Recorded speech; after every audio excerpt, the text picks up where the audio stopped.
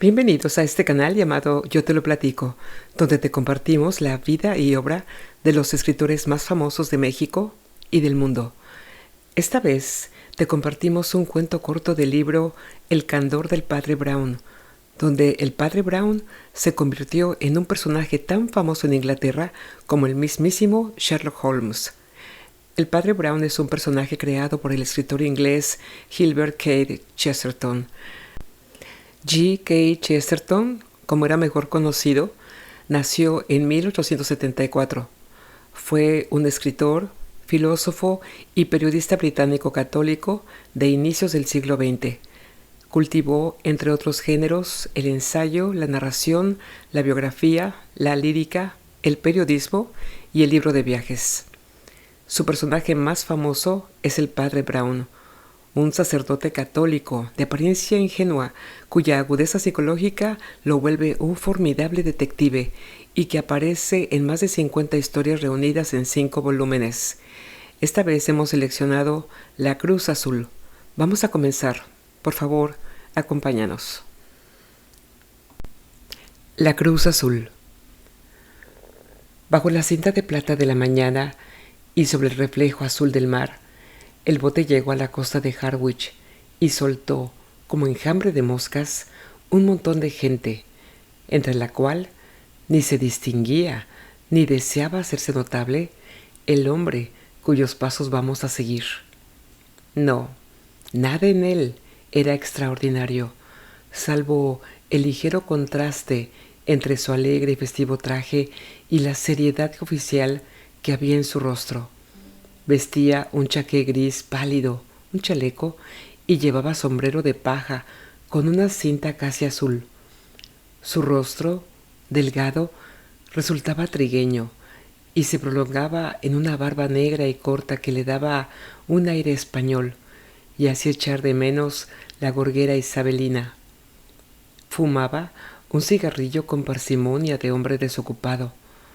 Nada hacía presumir que aquel chaqué claro ocultaba una pistola cargada, que en aquel chaleco blanco iba una tarjeta de policía, que aquel sombrero de paja encubría una de las cabezas más potentes de Europa, porque aquel hombre era nada menos que Valentín, el jefe de la policía parisiense y el más famoso investigador del mundo.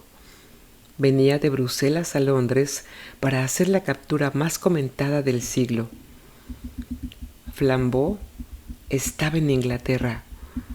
La policía de 3 países había seguido la pista del delincuente de Gante a Bruselas y de Bruselas al Hoek van Holland, y se sospechaba que trataría de disimularse en Londres, aprovechando el trastorno que por aquel entonces causaba en aquella ciudad la celebración del Congreso Eucarístico. No sería difícil que adoptara para viajar el disfraz de eclesiástico menor o persona relacionada con el Congreso. Pero Valentín no sabía nada a punto. Sobre Flambeau nadie sabía nada a punto fijo. Hace muchos años que este coloso del crimen desapareció súbitamente tras de haber tenido al mundo en zozobra. Pero en sus mejores días, es decir, en sus peores días, Flambeau era una figura tan estatuaria e internacional como el Kaiser. Casi diariamente los periódicos de la mañana anunciaban que había logrado escapar a las consecuencias de un delito extraordinario, cometiendo otro peor. Era un gascón de estatura gigantesca. Sobre sus rasgos de buen humor atlético se contaban las cosas más estupendas. Un día cogió el juez de instrucción y lo puso de cabeza, para despejarle la cabeza. Otro día corrió por la calle de Rivoli con un policía bajo cada brazo. Y hay que hacerle justicia. Esta fuerza casi fantástica solo la empleaba en ocasiones como las descritas, aunque poco decentes, no sanguinarias. Sus delitos eran siempre hurtos ingeniosos y de alta categoría, pero cada uno de sus robos merecía historia aparte y podría considerarse como una especie inédita del pecado. Fue él quien lanzó el negocio de la gran compañía tirolesa de Londres, sin contar con una sola lechería, una sola vaca, un solo carro, aunque sí con algunos miles de suscriptores. Y a estos los servía por el sencillísimo procedimiento de acercar a sus puertas los botes que los lecheros dejaban junto a las puertas de los vecinos. Fue él quien mantuvo una estrecha y misteriosa correspondencia con una joven cuyas cartas eran invariablemente interceptadas, valiéndose del procedimiento extraordinario de sacar fotografías infinitamente pequeñas de las cartas en los portaobjetos del microscopio. Pero la mayor parte de sus hazañas se distinguían por una sencillez abrumadora. Cuentan que una vez repintó, aprovechándose de la soledad de la noche, todos los números de una calle con el solo fin de hacer caer en la trampa a un forastero. No cabe duda que él es el inventor de un buzón portátil que solía apostar en las bocacalles de los quietos suburbios por si los transeúntes distraídos depositaban algún giro postal. Últimamente se había revelado como acróbata formidable, a pesar de su gigantesca mole. Era capaz de saltar como un saltamontes y esconderse en la copa de los árboles como un mono. Por todo lo cual, el gran Valentín, cuando recibió la orden de buscar a Flambeau, comprendió muy bien que sus aventuras no acabarían en el momento de descubrirlo. ¿Y cómo descubrirlo? Sobre este punto, las ideas del gran Valentín estaban todavía en embrión. Algo había que Flambeau no podía ocultar, y esto era su enorme estatura. Valentín estaba, pues, decidido, en cuanto cayera bajo su mirada vivaz algún vendedor de frutas de desmedida talla, o un granadero corpulento, o una duquesa medianamente desproporcionada, a arrastrarlos al punto. Pero en todo el tren no había topado con nadie que tuviera trazas de ser un Flambeau disimulado, a menos que los gatos pudieran ser jirafas disimuladas.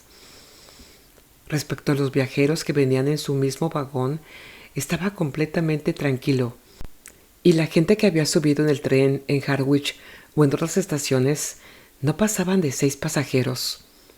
Uno era un empleado de ferrocarril, pequeño él, que se dirigía al punto terminal de la línea. 2 estaciones más allá habían recogido a 3 verduleras lindas y pequeñitas, a una señora viuda, muy diminuta, que procedía de una pequeña ciudad de Essex, y a un sacerdote católico romano, muy bajo también, que procedía de un pueblecito de Essex. Al examinar al último viajero, Valentín renunció a descubrir a su hombre, y casi se echó a reír. El curita era la esencia misma de aquellos insulsos habitantes de la zona oriental. Tenía una cara redonda y roma, como pudín de Norfolk, unos ojos tan vacíos como el mar del norte, y traía varios paquetitos de papel estraza que no acertaba a juntar. Sin duda, el Congreso Eucarístico había sacado de su estancamiento local a muchas criaturas semejantes, tan ciegas e ineptas como topos desenterrados. Valentín era un escéptico del más severo estilo francés y no sentía amor por los sacerdotes, pero sí podía sentir compasión, ya que el triste cura bien podía provocar lástima en cualquier alma. Llevaba una sombrilla enorme, ya usada, muy usada, que a cada rato se le caía. Al parecer, no podía distinguir entre los 2 extremos de su billete cuál era el de ida y cuál el de vuelta. A todo el mundo le contaba, con una monstruosa candidez, que tenía que andar con mucho cuidado, porque entre sus paquetes de papel traía alguna cosa de legítima plata con unas piedras azules. Esta curiosa mezcolanza de vulgaridad, condición típica de Essex, y santa simplicidad, divirtieron mucho al francés, hasta la estación de Stratford. donde el cura logró bajarse, quién sabe cómo, con todos sus paquetes a cuestas, aunque todavía tuvo que regresar por su sombrilla. Cuando le vio volver, Valentín, en un rapto de buena intención, le aconsejó que en adelante no le anduviera contando a todo el mundo lo del objeto de plata que traía. Pero Valentín, cuando hablaba con cualquiera, parecía estar tratando de descubrir a otro. A todos, ricos o pobres, machos o hembras, los consideraba atentamente, calculando si medirían los 6 pies, porque el hombre a quien buscaba tenía 6 pies y 4 pulgadas. Apeóse en la calle de Liverpool, enteramente seguro de que hasta allí el criminal no se le habría escapado.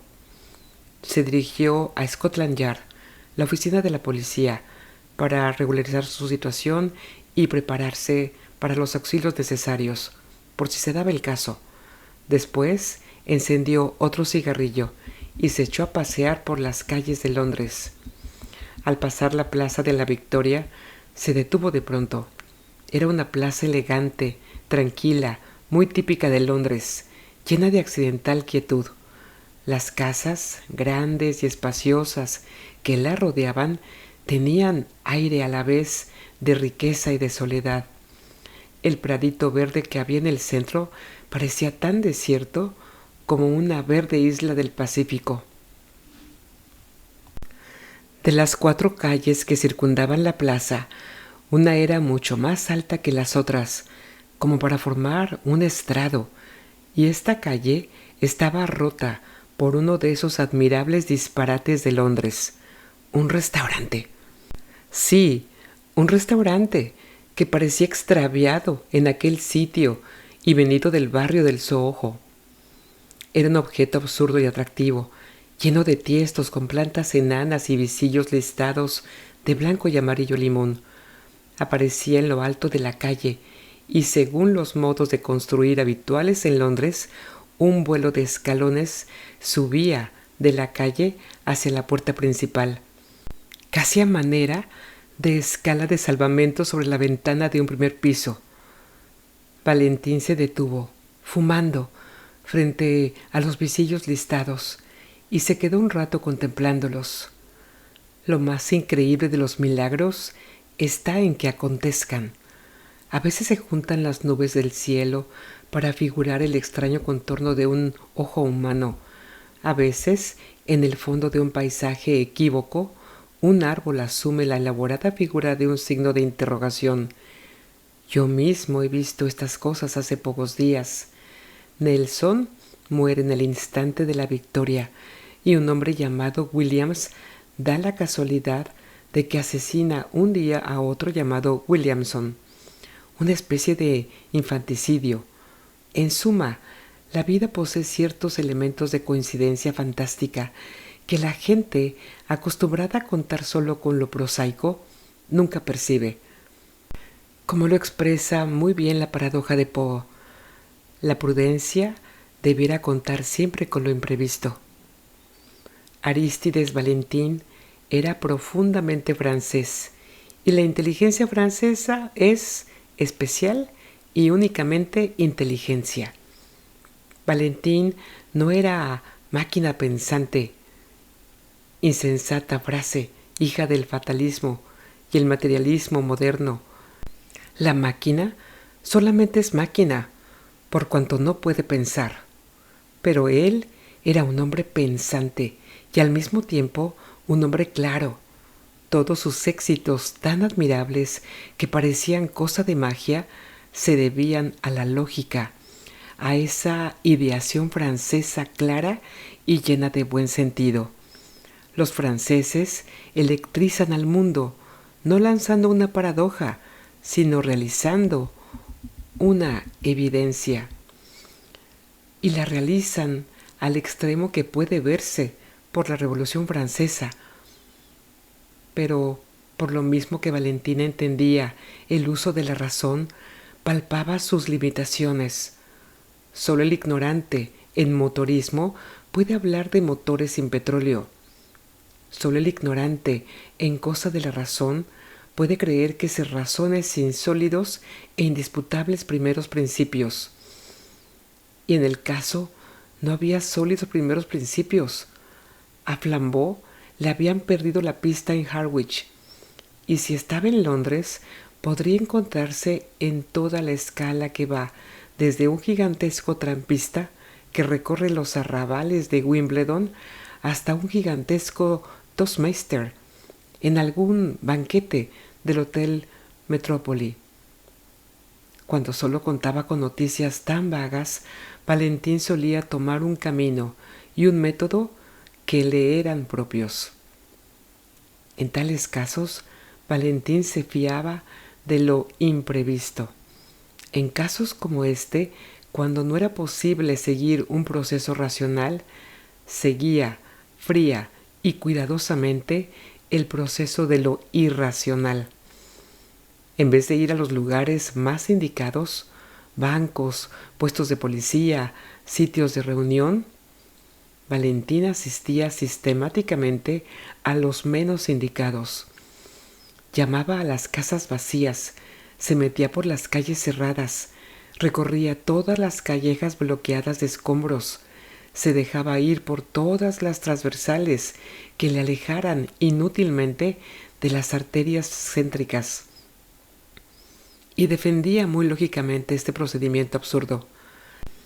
Decía que, a tener algún vislumbre, nada hubiera sido peor que aquello, pero, a falta de toda noticia, aquello era lo mejor, porque había al menos probabilidades de que la misma extravagancia que había llamado la atención del perseguidor hubiera impresionado antes al perseguido. El hombre tiene que empezar sus investigaciones por algún sitio, y lo mejor era empezar donde otro hombre pudo detenerse. El aspecto de aquella escalinata, la misma quietud y curiosidad del restaurante, todo aquello conmovió la romántica imaginación del policía y le sugirió la idea de probar fortuna. Subió las grandes gradas y, sentándose en una mesa junto a la ventana, pidió una taza de café solo. Aún no había almorzado. Sobre la mesa, las ligeras angarillas que habían servido para otro desayuno le recordaron su apetito.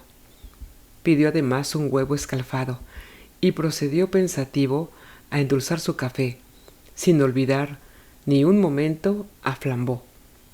Pensaba cómo Flambeau había escapado en una ocasión gracias a un incendio, otra vez con pretexto de pagar por una carta falta de franqueo, y otra poniendo a unos a ver por el telescopio un cometa que iba a destruir el mundo.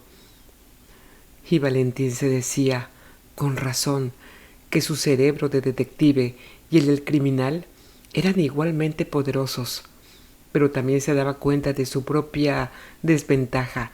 El criminal, pensaba sonriendo, es el artista creador, mientras que el detective es solo el crítico.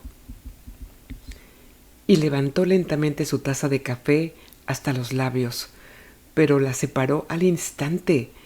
Le había puesto sal en vez de azúcar. Examinó el objeto en que le habían servido la sal. Era un azucarero. No entendía cómo habían podido servirle sal. Buscó por allí algún azucarero ortodoxo. Sí, allí había 2 saleros llenos. Tal vez reservaban alguna sorpresa. Probó el contenido de los saleros. Era azúcar.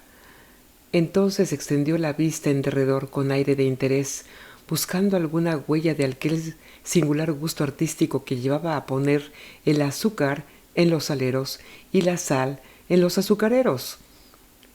Salvo un manchón de líquido oscuro derramado sobre una de las paredes empapeladas de blanco, todo lo demás aparecía limpio, agradable y normal. Llamó al timbre. Cuando el camarero acudió presuroso, despeinado y algo torpe todavía a aquellas horas de la mañana, el detective, que no carecía de gusto por las bromas sencillas, le pidió que probara el azúcar y dijera si aquello estaba a la altura de la reputación de la casa. El resultado fue que el camarero bostezó y acabó de despertarse. Y dígame, ¿todas las mañanas gastan ustedes a sus clientes ese tipo de bromitas?, preguntó Valentín. ¿No les resulta nunca cansada la bromita de trocar la sal y el azúcar? El camarero, cuando acabó de entender la ironía, le aseguró tartamudeante que no era tal la intención del establecimiento, que aquello era algo así como una equivocación inexplicable. Cogió el azucarero y lo contempló, y lo mismo hizo con el salero, manifestando un creciente asombro. Al fin pidió excusas precipitadamente y se alejó corriendo, y volvió pocos segundos después con el propietario. El propietario examinó también los dos recipientes y también se manifestó muy asombrado. De pronto, el camarero soltó un chorro inarticulado de palabras. «Yo creo», dijo tartamudeando, «que fueron esos dos sacerdotes». «¿Qué sacerdotes?» «Esos que arrojaron la sopa a la pared», dijo. «¿Que arrojaron la sopa a la pared?», preguntó Valentín, figurándose que aquella era alguna singular metáfora italiana. «Sí, sí», dijo el criado con mucha animación, señalando la mancha oscura que se veía sobre el papel blanco. «La arrojaron allí, a la pared». Valentín miró con aire de curiosidad al propietario. Este satisfizo su curiosidad con el siguiente relato. «Sí, caballero, así es la verdad, aunque no creo que tenga ninguna relación con esto de la sal y el azúcar. Dos sacerdotes vinieron muy temprano y pidieron una sopa en cuanto abrimos la casa. Parecían gente muy tranquila y respetable. Uno de ellos pagó la cuenta y salió. El otro, que era más pausado en sus movimientos, estuvo algunos minutos recogiendo sus cosas y al cabo salió también. Pero antes de hacerlo, tomó deliberadamente la taza. No se la había bebido toda y arrojó la sopa a la pared.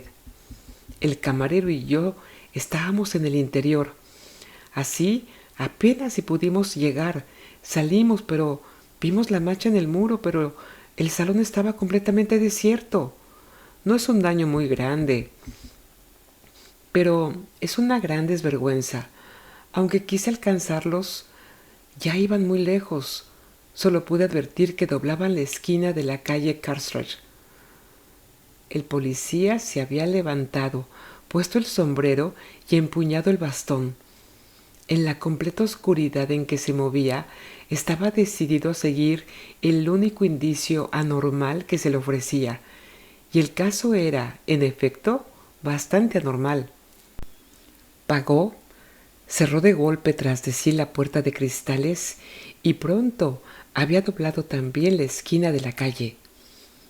Por fortuna, aun en los instantes de mayor fiebre, conserva alerta los ojos.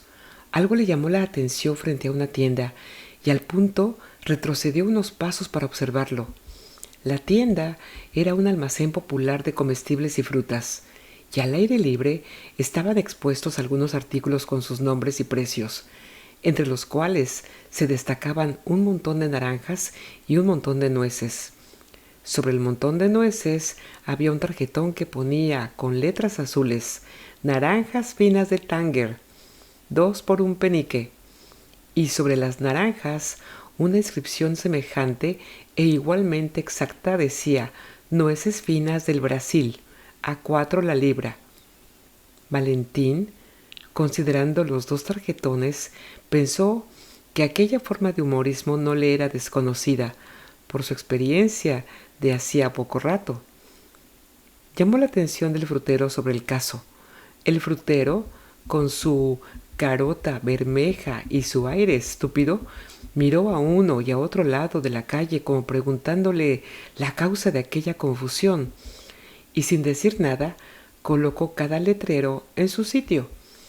El policía, apoyado con elegancia en su bastón, siguió examinando la tienda y al fin exclamó: «Perdone usted,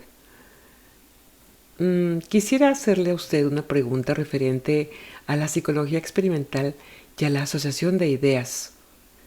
El caribermejo comerciante le miró de un modo amenazador. El detective, blandiendo el bastoncillo en el aire, continuó alegremente. ¿Qué hay de común entre dos anuncios mal colocados en una frutería y el sombrero de teja de alguno que ha venido a pasar a Londres un día de fiesta? O, para ser más claro, ¿qué relación mística existe entre estas nueces anunciadas como naranjas y la idea de dos clérigos, uno muy alto y otro muy pequeño? Los ojos del tendero parecieron salírsele de la cabeza, como los de un caracol. Por un instante se dijera que se iba a arrojar sobre el extranjero, y al fin exclamó iracundo: «No sé lo que tendrá usted que ver con ellos, pero si son amigos de usted, dígales de mi parte que les voy a estrellar la cabeza, aunque sean párrocos, como vuelvan a tumbarme mis manzanas». «¿De veras?», preguntó el detective con mucho interés. «¿Le tumbaron a usted las manzanas?». «Como que uno de ellos», repuso el enfurecido frutero, «las echó a rodar por la calle. De buena gana yo lo hubiera cogido, pero tuve que entretenerme en arreglar otra vez este montón». «¿Y hacia dónde se encaminaron los párrocos?» «Por la segunda calle, a mano izquierda, y después cruzaron la plaza». «Gracias», dijo Valentín, y desapareció como por encanto. A las 2 calles se encontró a un guardia y le dijo: «Oiga usted, guardia, un asunto urgente. ¿Ha visto usted pasar a 2 clérigos con sombrero de teja?». El guardia trató de recordar. «Sí, señor, los he visto. Por cierto que uno de ellos me pareció ebrio. Estaba en mitad de la calle como atontado». «¿Por qué calle tomaron?», le interrumpió Valentín. «Tomaron uno de aquellos autobuses amarillos que van a Hampstead». Valentín exhibió su tarjeta oficial y dijo precipitadamente: «Llame usted a 2 de los suyos que vengan conmigo en persecución de esos hombres». Y cruzó la calle con una energía tan contagiosa que el pesado guardia se echó a andar también con una obediente agilidad. Antes de 2 minutos, un inspector y un hombre en traje de paisano se reunieron al detective francés. «¿Qué se le ofrece, caballero?», comenzó el inspector con una sonrisa de importancia. Valentín señaló con el bastón. «Ya se lo diré a usted cuando estemos en aquel autobús», contestó escurriéndose y abriéndose paso por entre el tráfico de la calle.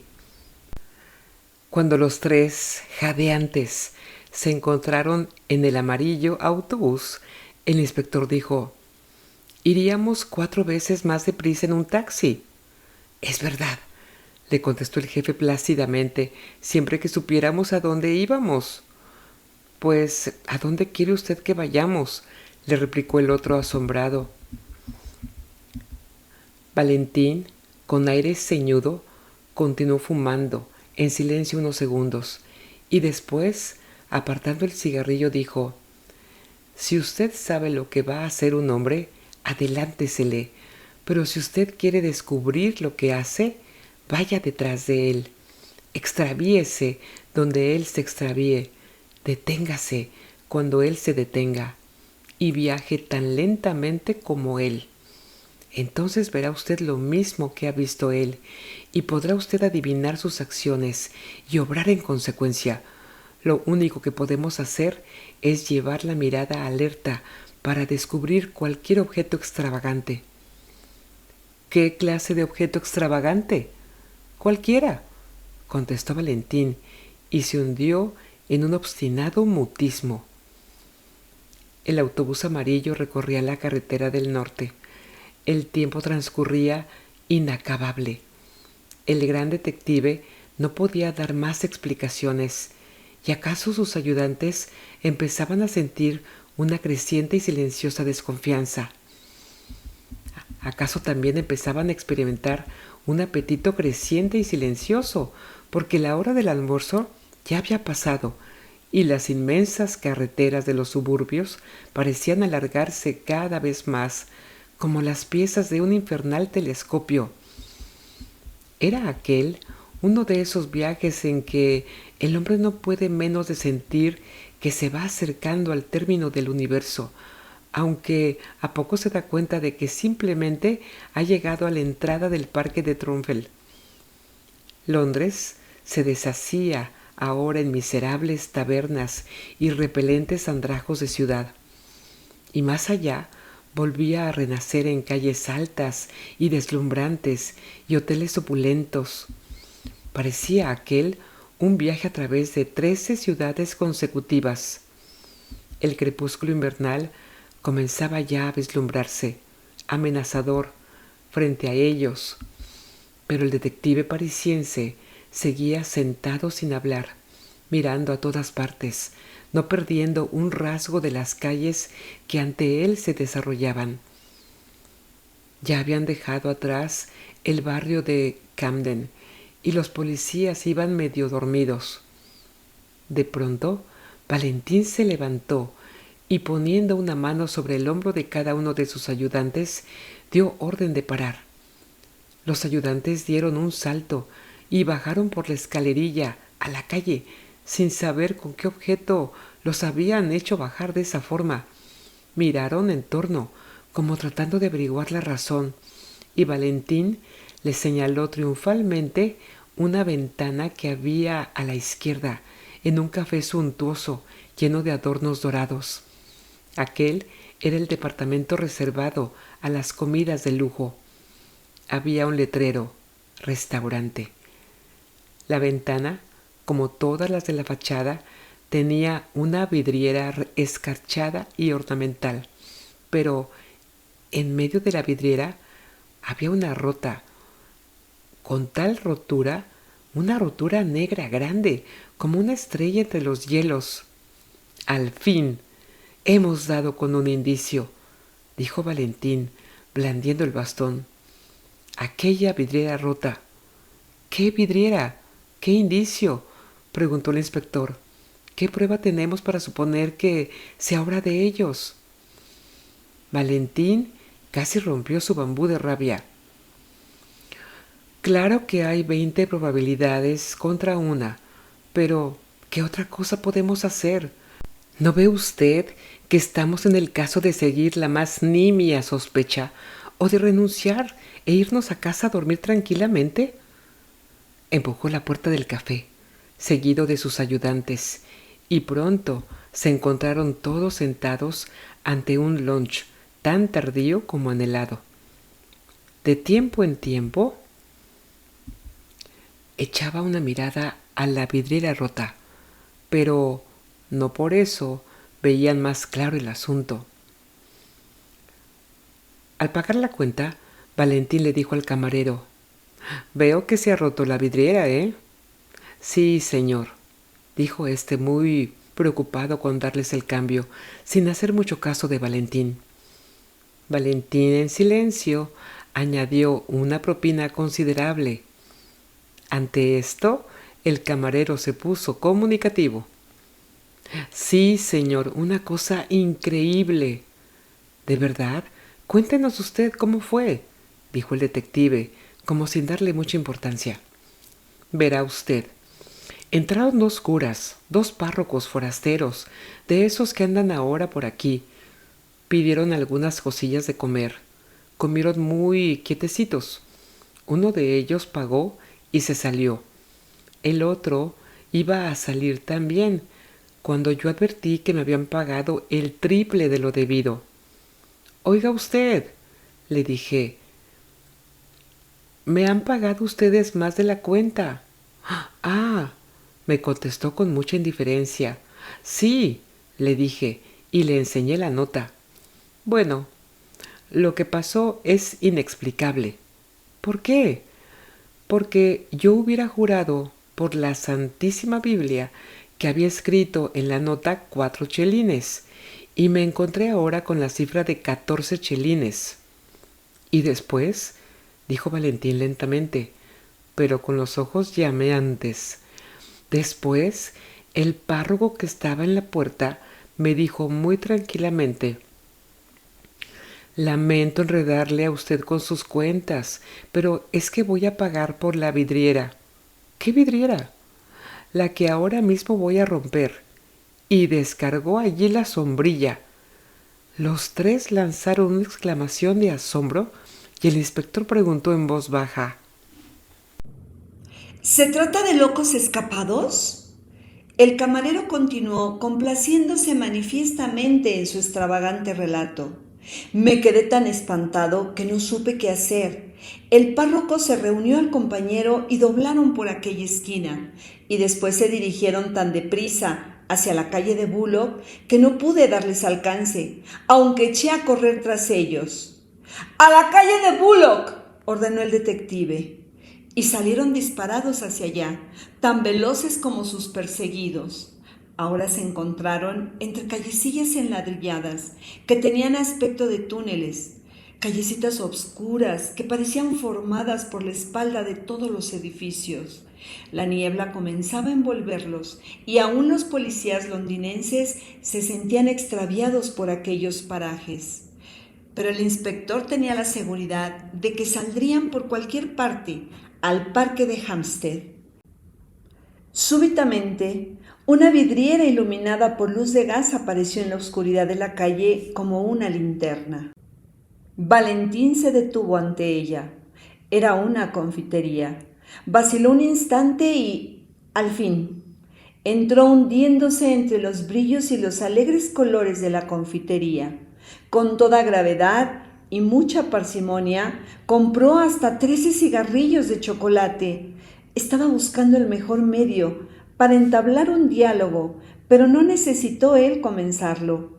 Una señora de cara angulosa, que le había despachado, sin prestar más que una atención mecánica al aspecto elegante del comprador, al ver destacarse en la puerta el uniforme azul del policía que lo acompañaba, pareció volver en sí y dijo: «Si vienen ustedes por el paquete, ya lo remití a su destino». «¿El paquete?», repitió Valentín con curiosidad. «El paquete que dejó ese señor párroco». «Por favor, señora», dijo entonces Valentín, dejando ver por primera vez su ansiedad. «Por amor de Dios, díganos usted puntualmente de qué se trata». La mujer, algo inquieta, explicó: «Pues verá usted, esos señores estuvieron aquí hará una media hora, bebieron un poco de menta, charlaron y después se encaminaron al parque de Hampstead. Pero a poco uno de ellos volvió y me dijo: «Perdón, señora, pero ¿me he dejado aquí un paquete?». «Yo no encontré ninguno por más que busqué». «Bueno», me dijo él, «si luego aparece por ahí, tenga usted la bondad de enviarlo a estas señas». Y con la dirección me dejó un chelín por la molestia.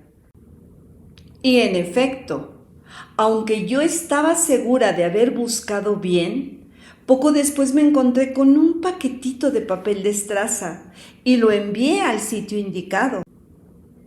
No me acuerdo bien en dónde era por Westminster. Como parecía ser cosa de importancia, pensé que tal vez la policía había venido a buscarlo. «Sí», dijo Valentín, «a eso vine». «¿Está cerca de aquí el parque de Hampstead?» «A unos 15 minutos, y por aquí saldrá usted derecho a la puerta del parque». Valentín salió de la confitería precipitadamente y echó a correr en aquella dirección. Sus ayudantes le seguían con un trotecillo de mala gana. La calle que recorrían era tan estrecha y oscura que cuando salieron al aire libre se asombraron de ver que había todavía tanta luz. Una hermosa cúpula celeste, color verde pavo, se hundía entre fulgores dorados, donde resaltaban las masas oscuras de los árboles, ahogadas en lejanías violetas. El verde fulgurante era ya lo bastante oscuro para dejar ver como unos puntitos de cristal. Esas eran las estrellas. Todo lo que aún quedaba de la luz del día caía en reflejos dorados por los términos de Hampstead y aquellas cuestas que el pueblo gusta de frecuentar y reciben el nombre de Valle de la Salud. Los obreros endomingados aún no habían desaparecido. Quedaban ya borrosas en la media luz unas cuantas parejas por los bancos y aquí y allá a lo lejos una muchacha se mecía gritando en un columpio. En torno a la sublime vulgaridad del hombre, la gloria del cielo se iba haciendo cada vez más profunda y obscura, y de arriba de la cuesta, Valentín se detuvo a contemplar el valle. Entre los grupitos negros que parecían irse deshaciendo a distancia, había uno, negro entre todos, que no parecía deshacerse, un grupito de dos figuras vestidas con hábitos clericales.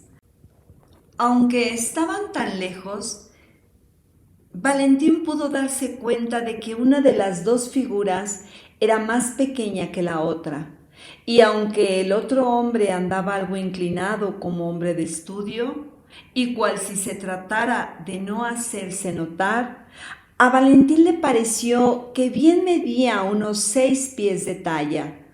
Apretó los dientes y cimbreando el bambú se encaminó hacia aquel grupo con impaciencia. Cuando logró disminuir la distancia y agrandar las dos figuras negras, cual si fuera un microscopio, notó algo más, algo que le sorprendió mucho, aunque en cierto modo ya lo esperaba. Fuera quien fuera el mayor de los dos, no cabía duda respecto a la identidad del menor. Era su compañero del tren de Harwich, aquel cura pequeñín y regordete de Essex, a quien él había aconsejado no andar diciendo lo que traía en sus paquetitos de papel de estraza. Hasta aquí todo se presentaba como muy racionalmente. Valentín había logrado averiguar aquella mañana que un tal padre Brown, que venía de Essex, traía consigo una cruz de plata con zafiros, reliquia de considerable valor para mostrarla a los sacerdotes extranjeros que venían al Congreso. Aquel era, sin duda, el objeto de plata con piedras azules, y el padre Brown, sin duda, era el propio y diminuto paleto que venía en el tren. No había nada de extraño en el hecho de que Flambeau tropezara con la misma extrañeza en que Valentín había reparado. Flambeau no perdía nada de cuanto pasaba junto a él, y nada de extraño tenía el hecho de que, al oír hablar Flambeau de una cruz de zafiros, se le ocurriera robársela. Aquello era lo más natural del mundo. Y de seguro que Flambeau se saldría con la suya, teniendo que habérselas con aquel pobre cordero de la sombrilla y los paquetitos. Era el tipo de hombre en quien todo el mundo puede hacer su voluntad, atarlo con una cuerda y llevárselo hasta el Polo Norte. No era de extrañar que un hombre como Flambeau, disfrazado de cura, hubiera logrado arrastrarlo hasta Hampstead Heath. La intención delictuosa era manifiesta, y el detective compadecía al pobre curita desamparado y casi desdeñaba a Flambeau por encarnizarse con víctimas tan indefensas. Pero cuando Valentín recorría la serie de hechos que le habían llevado al éxito de sus pesquisas, en vano se atormentaba tratando de descubrir en todo el proceso el menor ritmo de razón. ¿Qué tenía de común el robo de una cruz de plata y piedras azules con el hecho de arrojar la sopa a la pared? ¿Qué relación había entre esto y el llamar nueces a las naranjas? ¿O el pagar de antemano los vidrios que se van a romper? Había llegado al término de la casa, pero no sabía por cuáles caminos. Cuando fracasaba, y pocas veces le sucedía, solía dar siempre con la clave del enigma, aunque perdiera al delincuente. Aquí había cogido al delincuente, pero la clave del enigma se le escapaba. Las dos figuras se deslizaban como moscas sobre una colina verde. Aquellos hombres parecían enfrascados en animada charla y no darse cuenta de a dónde iban. Pero ello es que se encaminaban a lo más agreste y apartado del parque. Sus perseguidores tuvieron que adoptar las poco dignas actitudes de la caza al acecho, ocultarse tras los matojos y aún arrastrarse escondidos entre la hierba.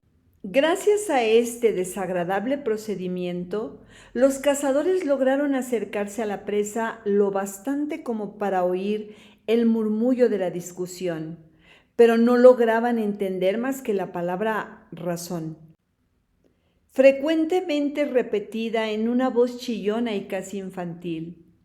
Una vez, la presa se les perdió en una profundidad y tras un muro de espesura. Pasaron 10 minutos de angustia antes de que lograran verlos de nuevo, y después reaparecieron los dos hombres sobre la cima de una loma que dominaba un anfiteatro, el cual a estas horas era un escenario desalojado bajo las últimas claridades del sol. En aquel sitio ostensible, aunque agreste, había debajo de un árbol un banco de palo desvencijado. Allí se sentaron los dos curas, siempre discutiendo con mucha animación. Todavía el suntuoso verde y oro era perceptible hacia el horizonte, pero ya la cúpula celeste había pasado del verde pavo al azul pavo, y las estrellas se destacaban más y más como joyas solitarias. Por señas, Valentín indicó a sus ayudantes que procuraran acercarse por detrás del árbol sin hacer ruido.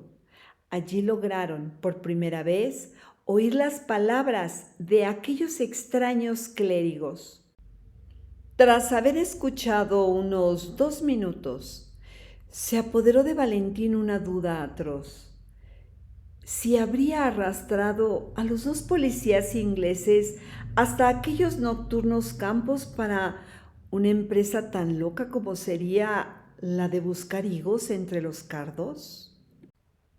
Porque aquellos dos sacerdotes hablaban realmente como verdaderos sacerdotes, piadosamente, con erudición y compostura, de los más abstrusos enigmas teológicos.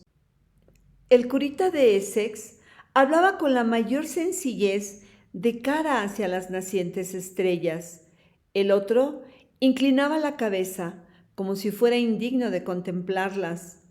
Pero no hubiera sido posible encontrar una charla más clerical e ingenua en ningún blanco claustro de Italia o en ninguna negra catedral española. Lo primero que oyó fue el final de una frase del padre Brown que decía: ¿qué era lo que en la Edad Media significaban con aquello de los cielos incorruptibles? El sacerdote alto movió la cabeza y repuso: ah, sí, los modernos infieles apelan a su razón, pero ¿quién puede contemplar estos millones de mundos sin sentir que hay todavía universos maravillosos donde tal vez nuestra razón resulte irracional? No, dijo el otro, la razón siempre es racional, aún en el limbo, aún en el último extremo de las cosas. Ya sé que la gente acusa a la Iglesia de rebajar la razón, pero es al contrario. La Iglesia es la única que, en la tierra, hace de la razón un objeto supremo, la única que afirma que Dios mismo está sujeto por la razón. El otro levantó la austera cabeza hacia el cielo estrellado e insistió: sin embargo, ¿quién sabe si en este infinito universo... Infinito solo físicamente, dijo el curita agitándose en el asiento, pero no infinito en el sentido de que pueda escapar a las leyes de la verdad. Valentín, tras el árbol, crispaba los puños con muda desesperación. Ya le parecía oír las burlas de los policías ingleses a quienes había arrastrado en tan loca persecución, solo para hacerles asistir al chismorreo metafísico de los dos viejos y amables párrocos. En su impaciencia, no oyó la elaborada respuesta del cura gigantesco, y cuando pudo oír otra vez, el padre Brown estaba diciendo: la razón y la justicia imperan hasta en la estrella más solitaria y más remota. Mire usted esas estrellas. ¿No es verdad que parecen como diamantes y zafiros? Imagínese usted la geología, la botánica más fantástica que se le ocurra. Piense usted que allí hay bosques de diamantes con hojas de brillantes. Imagínese usted que la luna es azul, que es un zafiro elefantino. Pero no se imagine usted que esta astronomía frenética pueda afectar a los principios de la razón y de la justicia. En llanuras de ópalo, como en escolleros de perlas, siempre se encontrará usted con la sentencia: no robarás. Valentín estaba para cesar en aquella actitud violenta y alejarse sigilosamente, confesando aquel gran fracaso de su vida. Pero el silencio del sacerdote gigantesco le impresionó de un modo que quiso esperar su respuesta. Cuando éste se decidió por fin, dijo simplemente, inclinando la cabeza y apoyando las manos en las rodillas: bueno, yo creo con todo que ha de haber otros mundos superiores a la razón humana. Impenetrable es el misterio del cielo, y ante él humillo mi frente. Y después, siempre en la misma actitud y sin cambiar de tono de voz, añadió: vamos, deme usted ahora mismo la cruz de zafiros que trae.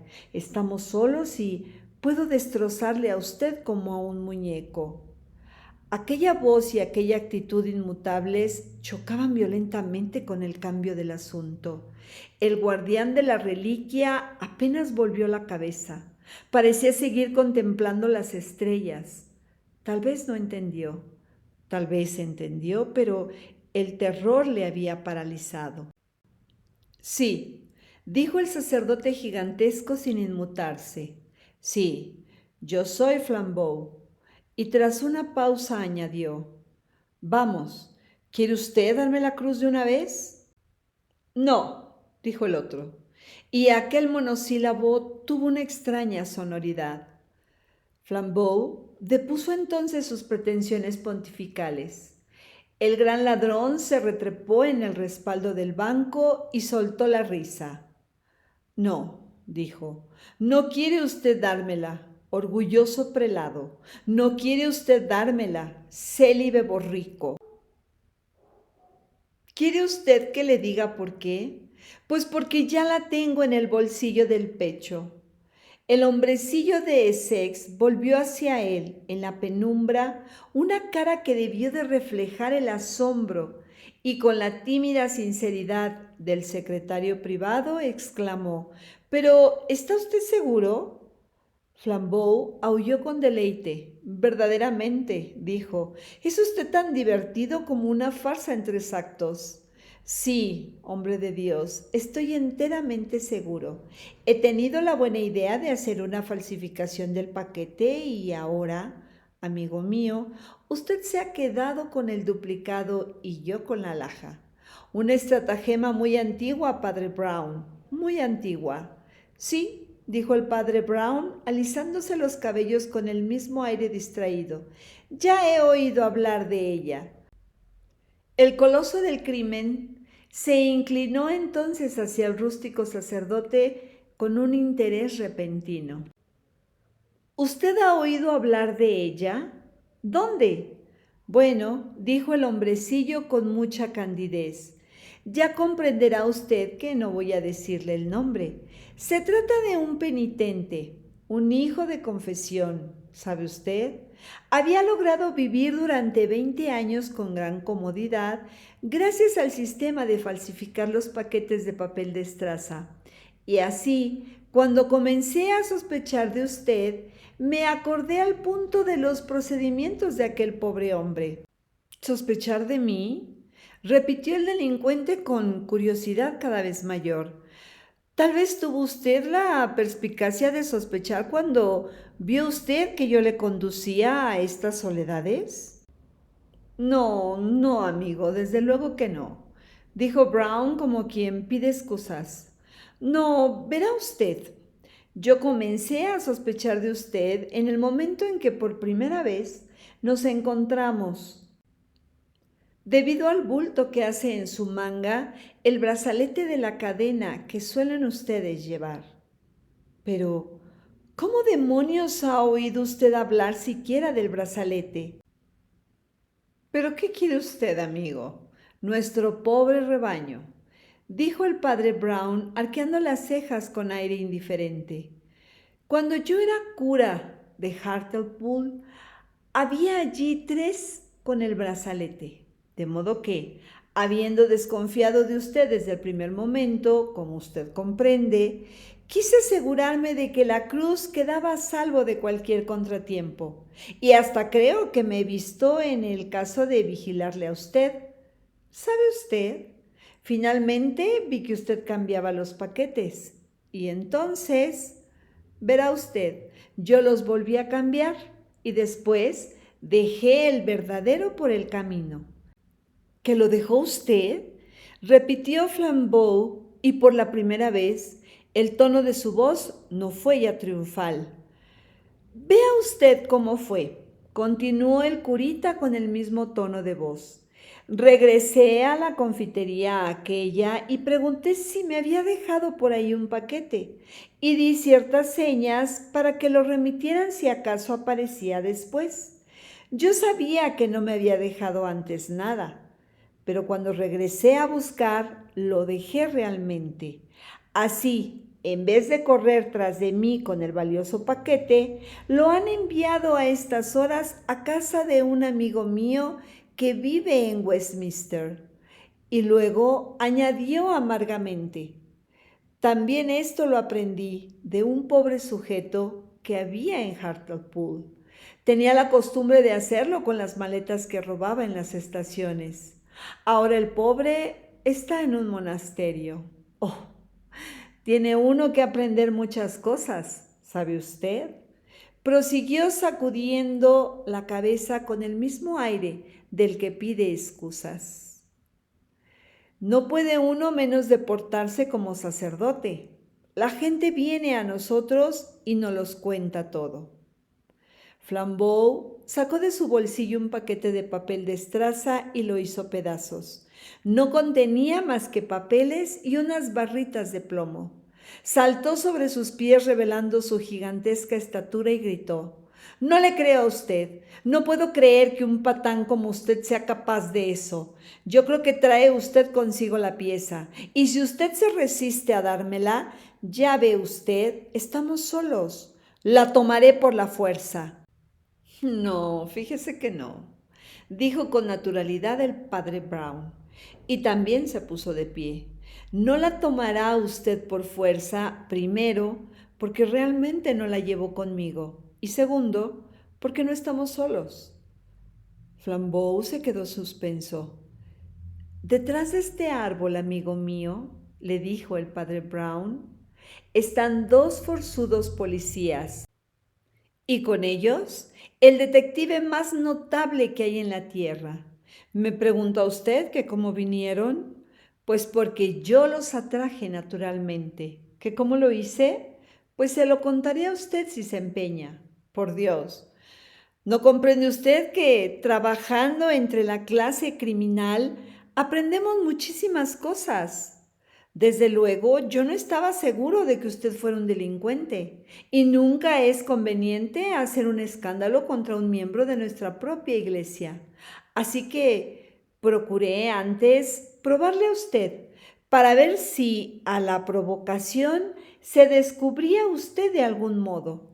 Es de suponer que todo hombre hace algún aspaviento si se encuentra con que su café está salado. Si no lo hace, es que tiene buenas razones para no llamar sobre sí la atención de la gente. Cambié pues la sal y el azúcar y advertí que usted no protestaba. Todo hombre protesta si le cobran 3 veces más de lo que debe. Y si se conforma con la cuenta exagerada, es que le importa pasar inadvertido. Yo alteré la nota y usted la pagó sin decir palabra.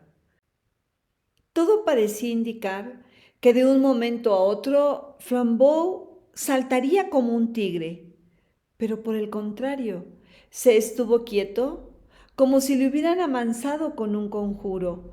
La curiosidad más aguda le tenía como petrificado. Pues bien, continuó el padre Brown con pausada lucidez. Como usted no dejaba rastro a la policía, era necesario que alguien lo dejara en su lugar.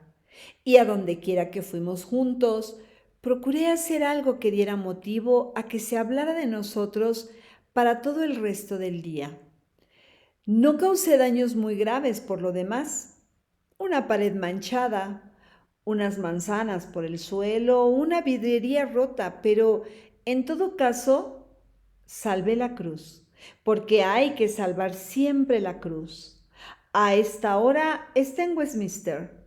Yo hasta me maravillo de que no lo haya usted estorbado con el silbido del asno. ¿El qué?, preguntó Flambeau. Vamos, me alegro de que nunca haya usted oído hablar de eso, dijo el sacerdote con una muequecilla. Es una atrocidad. Ya estaba yo seguro de que usted era demasiado bueno en el fondo para ser un silbador. Yo no hubiera podido en tal caso contrarrestarlo, ni siquiera con el procedimiento de las marcas.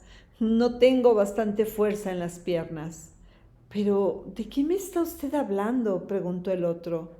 Hombre, creí que conocía usted las marcas, dijo el padre Brown, agradablemente sorprendido. Ya veo que no está usted tan envilecido. Pero, ¿cómo diablos está usted al tanto de tantos horrores?, gritó Flambeau. La sombra de una sonrisa cruzó por la cara redonda y sencillota del clérigo. Oh, probablemente a causa de ser un borrico célibe, repuso él. ¿No se le ha ocurrido a usted pensar que un hombre que casi no hace más que oír los pecados de los demás no puede menos de ser un poco entendido en la materia? Además, debo confesarle a usted que otra condición de mi oficio me convenció de que usted no era un sacerdote. Y dígame, ¿qué fue eso?, preguntó el ladrón interesado. Que usted atacó la razón, y eso es de mala teología. Y como se volviera en ese instante para recoger sus paquetes, los tres policías salieron de entre los árboles penumbrosos. Flambeau era un artista y también un deportista. Dio un paso atrás y saludó con una cortés reverencia a Valentín. No, a mí no, mon ami, dijo éste con nitidez argentina. Inclinémonos los dos ante nuestro común maestro.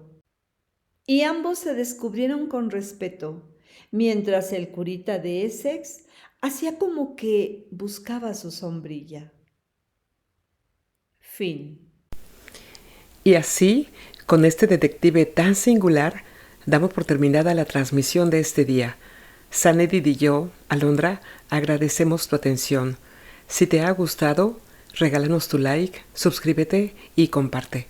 También tus comentarios son muy importantes. Gracias y hasta muy pronto.